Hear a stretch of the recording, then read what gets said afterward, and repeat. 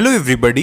Recently हमारे foreign external minister S Jaishankar sir ने एक स्टेटमेंट दिया था with respect to Pakistan on terrorism. Multilateralism.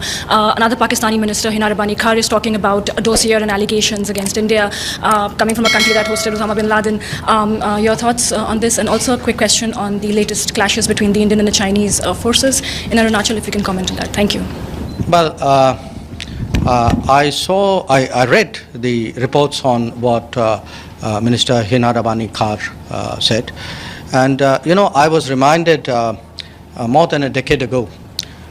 If my memory serves me right, Hillary Clinton was visiting Pakistan, Islamabad, and Hina Rabbani Khar was a minister at that time. And I think standing next to her, Hillary Clinton actually said that if you have, I'm giving you the sense, it's not an exact quote, that if you have snakes in your backyard, you can't expect them to bite only your neighbors. Eventually, they will bite the people who keep them in the backyard.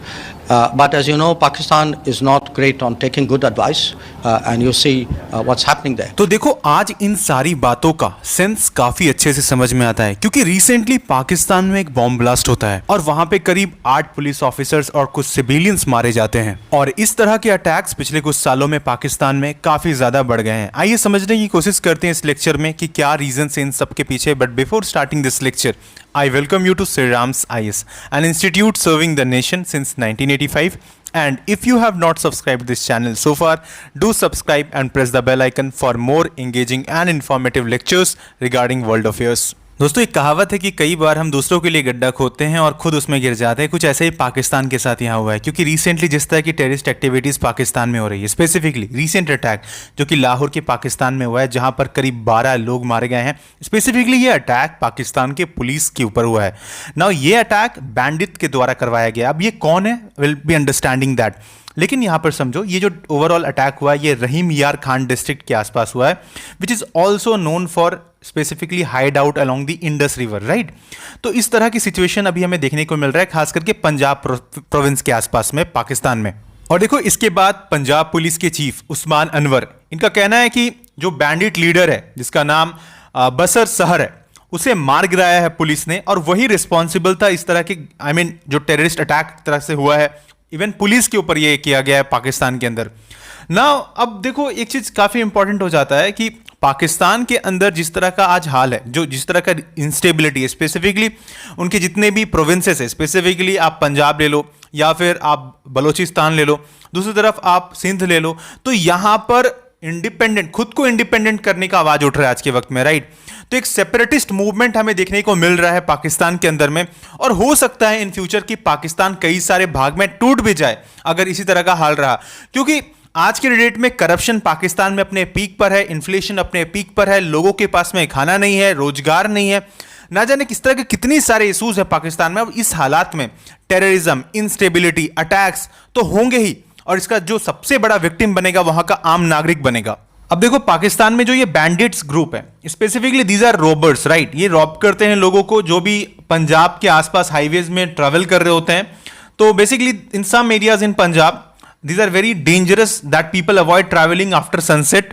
तो रात के वक्त में लोग generally travel नहीं करते हैं, ताकि यहां पर ऐसा बोला जाता है कि इनके द्वारा, बैंडिट्स के द्वारा, मतलब पूरी तरीके से ये डकैत है और आपको लूट लेते हैं। तो इस तरह की चीजें यहां पर पुलिस ने कहा है। एंड देखो, इसके साथ बैंडिट्स वालों ने कई बार किडनैपिंग भी किया है, कई बार अटैक्स भी किए। इनके पास काफी सारे आर्म्स होते हैं, काफी सारे हथियार होते हैं, और एडवांस हथियार, राइट, और जिस पर ये आम लोगों पर कई बार अटैक करके उन्हें मार देते हैं। और देखो, ये सब कुछ जो पाकिस्तान में हो रहा है, इसके पीछे रिस्पॉन्सिबिलिटी पाकिस्तान का ही है। क्यों मैं कह रहा हूं? क्योंकि पाकिस्तान के अंदर में जिस तरह के टेररिस्ट ऑर्गेनाइजेशंस है, फॉर एग्जांपल आप लश्कर तैयबा का ले लो, आप जैसे मोहम्मद ले लो, आप हाफिज सईद जैसा यूएन डेजिग्नेटेड टेररिस्ट पाकिस्तान में खुला घूमता है कई बार, और फिर इन सब के साथ तहरीके तालिबान, जिसे पाकिस्तान टेररिस्ट ऑर्गेनाइजेशन मानता है, राइट। तो उनके द्वारा भी कई बार इस तरह के अटैक्स करवाए जाते हैं पाकिस्तान के अंदर में। एंड इवन जो सिया सुन्नी कन्फ्लिक्ट है, खुद में ही एक बहुत बड़ा कन्फ्लिक्ट है पाकिस्तान, जिससे आज सबसे ज्यादा सफर भी कर रहा है। रिसेंटली पाकिस्तान के मिलिट्री कंटेनमेंट में अटैक किया गया था, जहां पर करीब 10 टेररिस्ट लोगों ने पाकिस्तान के आसपास खैबर पख्तूनवा रीजन में अंधाधुंध फायरिंग कर दिया था। इसके बाद रिसेंटली हमने देखा था कि चाइनीज इंजीनियर उनके कन्वॉय पर अटैक किया, एक तरह का सुसाइड बॉम्बिंग था वो वाला। सेक्टेरियन वायलेंस अपने पीक पर है। एंड विद दैट देखो, आज के वक्त में जो काउंटर टेरर ऑपरेशन है, जैसे अभी Pakistan I mean hypocritical stance यहाँ पर दिखाता है कि जब हम बात करते हैं उनसे कि देखो इस तरह की चीज़ों को काउंटर करना ज़रूरी है, जो भी टेररिस्ट है उनको मारना ज़रूरी है, तो अगर पाकिस्तान इस तरह का स्टैंस नहीं लेगा तो डेफिनेटली पाकिस्तान में इस तरह के अटैक्स होते रहेंगे और वहाँ की जो सबसे बड़े विक्टिम्स बनेंगे वो आम नागरिक बनेंगे, आम लोग वहाँ पर मारे जाएंगे। Because Pakistan recently witnessed 245 incidents of terror attacks and counter terror operations during the first quarter of 2024. सिर्फ 2024 के इनिशियल स्टेज में, इनिशियल हाफ में 245 इंसिडेंट टेरर एक्टिविटीज के मिलते हैं, right, which resulting in about 432 fatalities and 370 injuries, जहां पे civilians भी इंक्लूड है, सिक्योरिटी पर्सनल भी हैं एंड रेबल्स ऑल्सो। तो अब समझ सकते हो कि क्यों इतना ज्यादा आज सिवियरिटी बढ़ रहा है पाकिस्तान के अंदर। और देखो एज इंडिया हमारे आसपास में जो कंट्रीज हैं, स्पेसिफिकली जैसे कि आप अभी तो बांग्लादेश में भी जो इंसिडेंट हो रहा है, दूसरी तरफ पाकिस्तान तो ऑलरेडी है, तो पाकिस्तान और बांग्लादेश जैसी जब कंट्रीज आपके आसपास रहती हैं, जब इतना ज्यादा हॉस्टिलिटी, इतना ज्यादा टेररिज्म वहां पे रहता है, तो आपके लिए भी काफ़ी सारे चैलेंजिंग इश्यूज क्रिएट हो जाते हैं, क्योंकि हमारी जो बॉर्डर्स हैं, एक जैसे बांग्लादेश के साथ में हमारा सबसे बड़ा बॉर्डर है, राइट, तो प्रॉपर सर्विलियंस और इसके साथ जो भी इन्फिल्ट्रेशन या फिर इस तरह की जो एक्टिविटीज़ होती हैं टेररिज्म से रिलेटेड, ये काफ़ी बड़ा एक चैलेंज बन जाता है अपने आप में कि हम किस तरीके से इसे हैंडल करेंगे।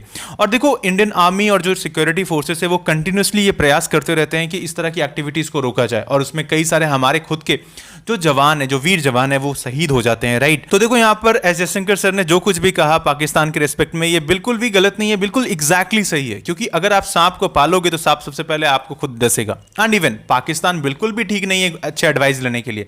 जब भी हम उसे एडवाइस करने की कोशिश करते हैं तो उल्टा वो क्या करता है, इन्फिल्ट्रेशन स्टार्ट कर देता है ना, बॉर्डर पे टेंशन क्रिएट करना स्टार्ट कर देता है। तो देखो आने वाले सिचुएशन में पाकिस्तान के लिए चीजें बिल्कुल भी ठीक नहीं रहने वाली हैं। अगर वो नहीं सुधरा तो इस तरह के अटैक्स कंटिन्यूअसली होते रहेंगे।